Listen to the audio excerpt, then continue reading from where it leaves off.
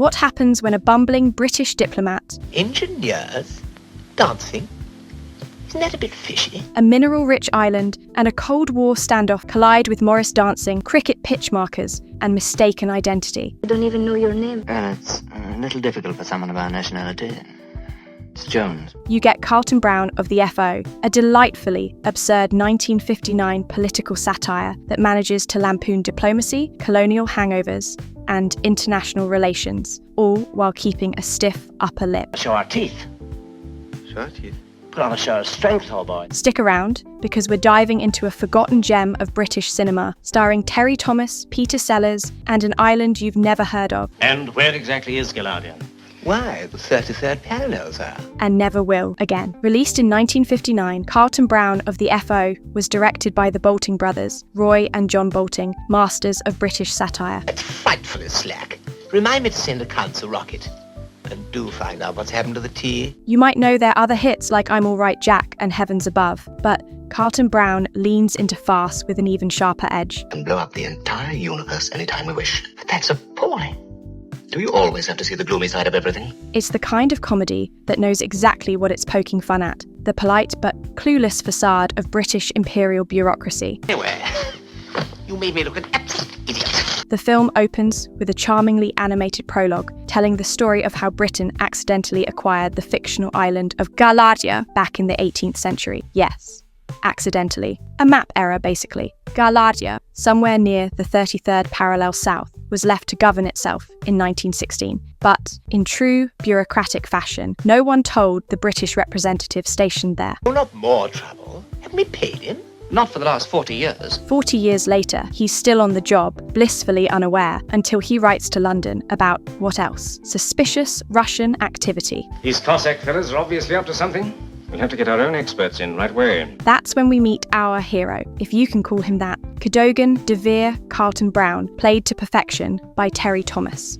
Well, come along, Carlton-Browne. It's your baby, your miscellaneous territories. Carlton-Browne is the head of the Foreign Office's Department of Miscellaneous Territories. Yes, that's a real department in the movie. And he's completely, utterly inept. Who exactly is this fellow Carlton-Browne? How did he come to be in charge of a department? Promoted solely because his father had a distinguished career. You remember Sir Arthur Carton-Browne, sir?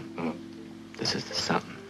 Terry Thomas is, of course, in his element here, with his trademark gap-toothed grin, aristocratic tone, an air of polished incompetence. I'm lunching at the club between 12 and 3, and I'm playing squash with Binky at 5. This isn't just a comedy, it's a character study in upper-class cluelessness. Do you hear that, Billingham? What? Little holes all over the island.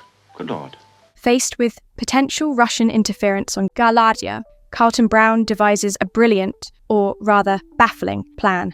He sends 2 geologists to the island under the cover of a Morris dancing troupe. Try and keep in time, Sir John, if you can. Yes, really, it's both deeply silly and precisely the sort of overcomplicated plan you'd expect from someone who's never left his club in Pall Mall. At the show for the island's king, the unthinkable happens.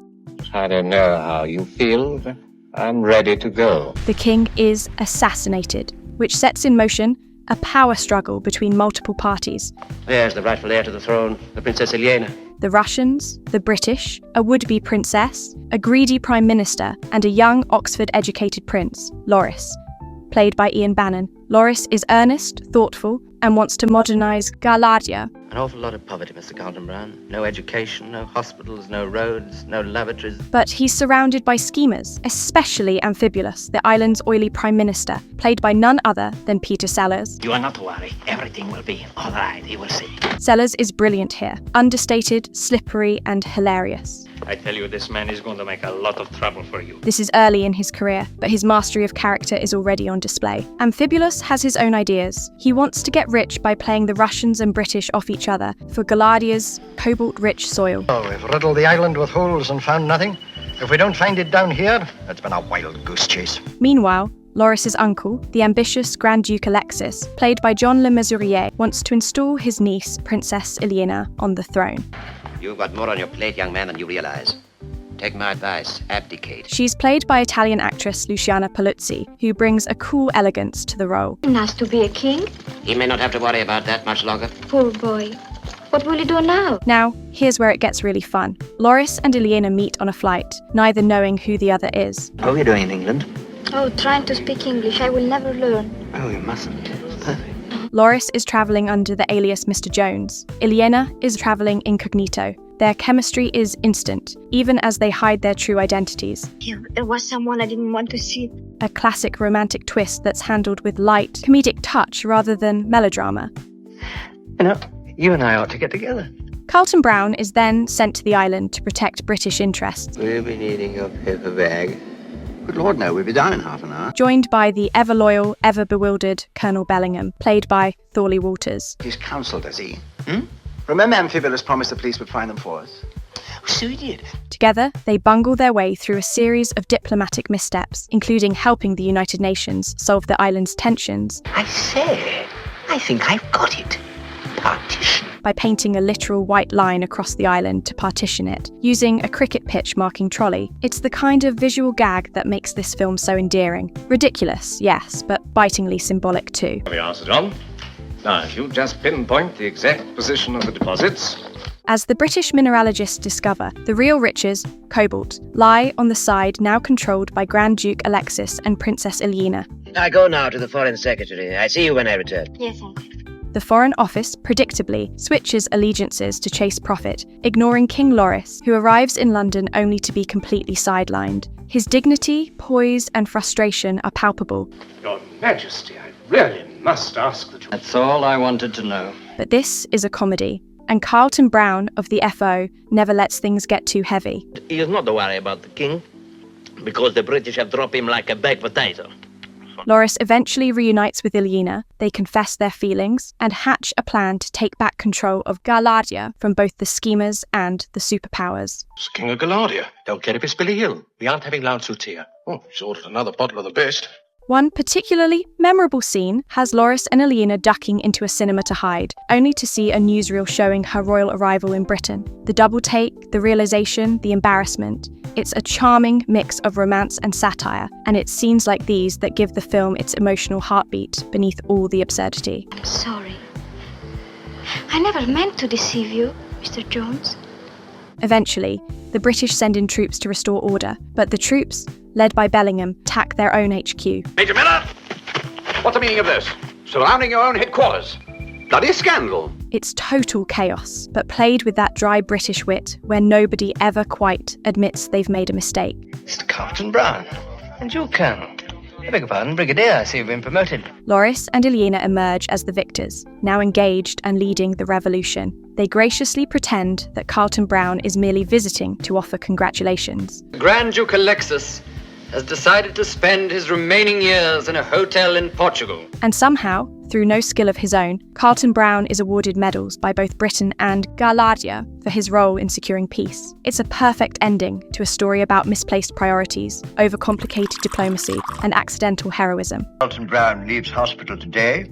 His knighthood is a well-merited reward for his services in the cause of world peace. The final shot? The cricket pitch crew brushing away the dividing line across the island, a dry, visual metaphor for the arbitrary, often ludicrous nature of foreign policy. Now, let's talk locations. The film was mostly shot in the UK. You're entirely responsible for making us look complete idiots. Shepperton Studios, to be precise, with exterior shots standing in for Galadia's Mediterranean feel.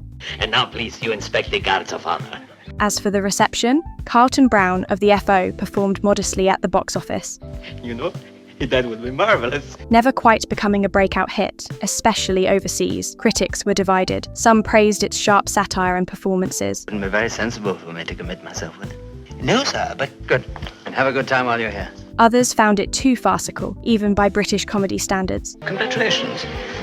One does what one can. But over time, it's found a cult following, particularly among fans of political satire and mid-century British cinema. Salute to the brave citizens who guard the home. And of course, we have to credit the cast. Terry Thomas anchors the whole film with his impeccable timing. How do you do? What can I do for you? Peter Sellers, even in a secondary role, brings a sly energy that hints at the genius he would soon become.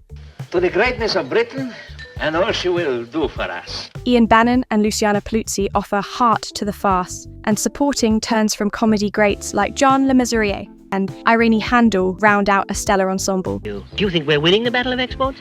Well, I couldn't say. So, why should you watch Carlton-Browne of the FO today? It's not just about the laughs, though there are plenty. It's a time capsule, a skewering of Cold War politics, British bureaucracy, and imperial hangovers. Why on earth did you bring him in here?